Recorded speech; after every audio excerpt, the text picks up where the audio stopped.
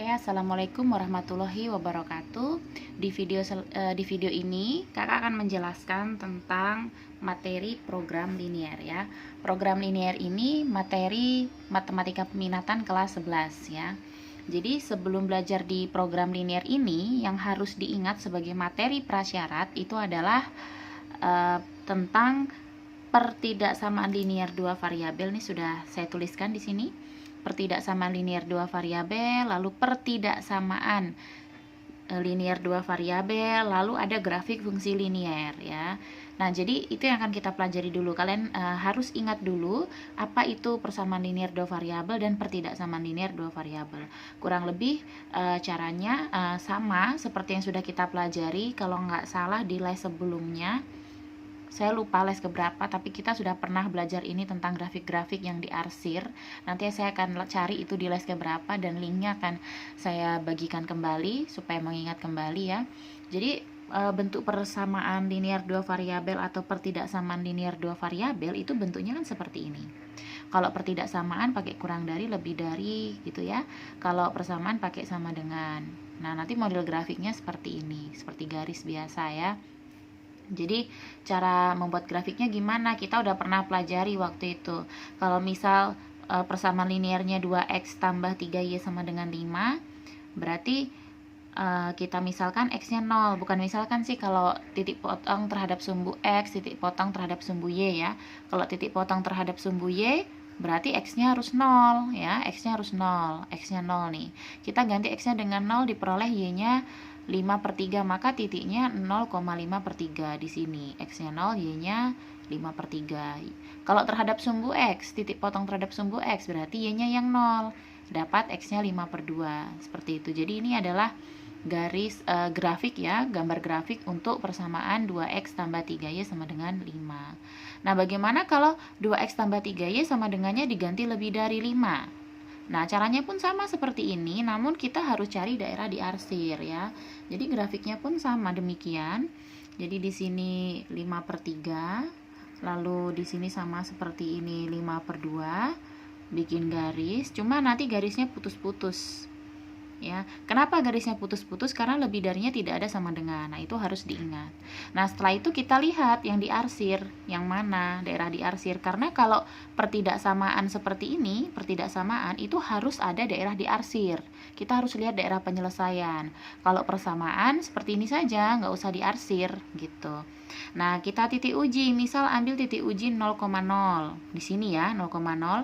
Berarti kita masukkan x-nya 0, y-nya 0.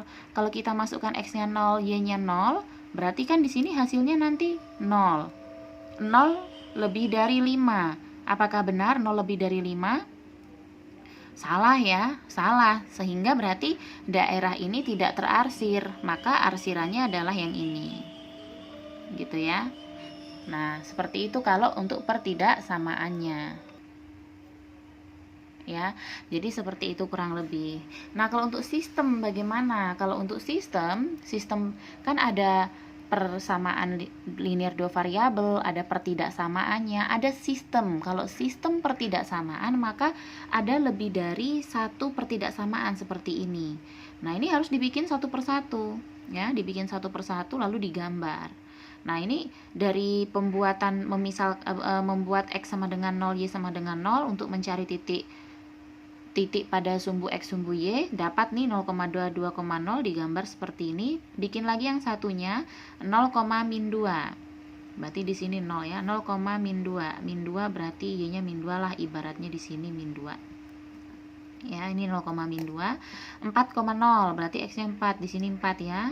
Nah, bikin lagi garis. Garisnya putus-putus tidak ya, karena ini pertidaksamaan kedua dia ada tanda sama dengannya, berarti garisnya garis lurus saja, tidak putus-putus ya, garis lurus saja, tidak putus-putus gitu.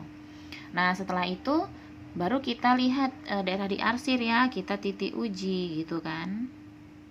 Harusnya tadi di titik uji satu persatu ya. Titik uji dulu untuk yang atas, untuk yang bawah, baru dicari arsirannya. Titik uji yang ini 0,0 ya. Masukkan x-nya 0, y-nya 0. Berarti kalau x-nya 0 ini, x-nya 0, y-nya 0, maka jadinya kan nanti 0 kurang dari 0 tambah 0 kan 0. 0 kurang dari 2. Benar tidak? Benar. Maka yang ini daerah diarsirnya yang ini, ya, ke bawah nih. Yang garis yang ini. Nah, sekarang yang garis kedua. Kita masukkan 0,0. Kalau X-nya 0, Y-nya 0, berarti ini ya, X-nya 0, Y-nya 0, berarti tetap 0, ya. Tapi ini lebih dari sama dengan 4. Apakah benar 0 lebih dari sama dengan 4? Salah, berarti tidak terarsir ya. Berarti tidak begini arsirannya ke sini. Nah, mana daerah yang merupakan daerah yang sama-sama diarsir? Sudah jelas kelihatan. Inilah daerah yang sama-sama diarsir. Begitu ya. Jadi kurang lebih seperti itu. Ini sebenarnya bukan materi program linear, cuma ini materi prasyarat yang harus kalian pahami ketika mempelajari program linear. Dan ini sudah belajar waktu itu di kelas 10 dan juga sudah saya ingatkan, sempat mengulang waktu itu. Nanti saya cek di les keberapa ya. Nah, untuk di les kali ini tentang program linear, saya akan memberitahukan apa aja yang akan kita pelajari. Ini ada sistem pertidaksamaan linear, ya, merupakan materi prasyarat dan harus memang paham sekali. Kalau nggak paham susah mau kerja program linear. Lalu selanjutnya masuk ke program linear itu sendiri untuk model matematikanya. Lalu yang paling sering keluar di ujian itu yang ini, penerapan program linear dalam kehidupan sehari-hari ya. Nah, itu soalnya soal-soal cerita. Jadi ini nanti terakhir ya. Jadi harus paham dulu di bagian 2 ini. Nah, jadi pelan-pelan saya akan buat videonya dan nanti tolong di ulang-ulang videonya supaya lebih paham ya. Oke. Selanjutnya saya akan bahas tentang sistem pertidaksamaan linear 2 variabel ya. Karena ini penting banget. Memang sudah pernah dipelajari, tapi nggak apa-apa diulang supaya lebih paham ya. Nah, jadi pertidaksamaan linear 2 variabel itu memiliki bentuk umum ya. Bentuk umumnya kayak gini. Mau lebih dari, kurang lebih dari sama dengan, kurang dari atau kurang dari sama dengan, itu ya tergantung tanda ya. Ini tanda pertidaksamaan, tapi bentuknya mesti begini, AX sama BY gitu ya. Jadi AX sama BY ditambahin baru konstantanya sendiri kayak gitu. Nah, kita ingat-ingat lagi, manakah di antara pertidaksamaan berikut ini yang merupakan pertidaksamaan linear 2 variabel? Mana ya yang, nah ini sudah saya kasih centang, berarti ini masuk ke ke pertidaksamaan linear 2 variabel. Kenapa? Karena ada 2 variabel di sini dan ada pertidaksamaan tandanya dan cocok sekali dengan bentuk umumnya gitu ya. Nomor 2 ini juga dia merupakan pertidaksamaan linear 2 variabel. Nomor 3 juga. Loh, kenapa nomor 3 juga? Kan nggak ada 2 variabelnya, nggak masalah, berarti kita anggap itu X tambah 0Y lebih dari sama dengan 11, sehingga bisa dituliskan menjadi seperti ini gitu ya. Nah, Y kurang dari 4, iya ini juga sama, persamaan linear 2 variabel begitu kok, meskipun variabelnya yang kita lihat hanya Y ya. Nah, yang ini yang salah karena dia ini bukan linear, dia kuadrat. Kalau linear itu pangkat 1 ya, seperti ini. Variabelnya berpangkat 1 semua. Nah, terus nomor 6 juga salah karena double nih XY ya, nggak bisa.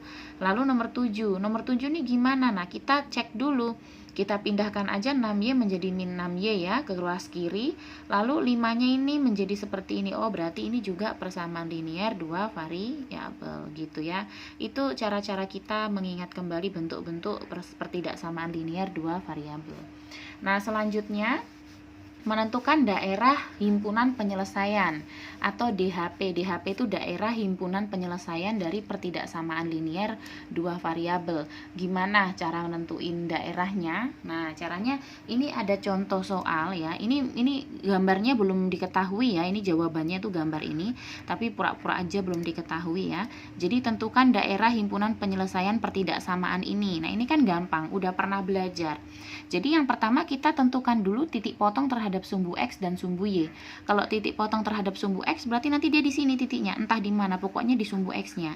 Kalau titik potong terhadap sumbu Y ya berada di sumbu Y-nya. Makanya ketika kita menentukan titik potong terhadap sumbu X, itu kita misalkan langsung Y-nya 0 ya. Yang ini nih, bagian ini.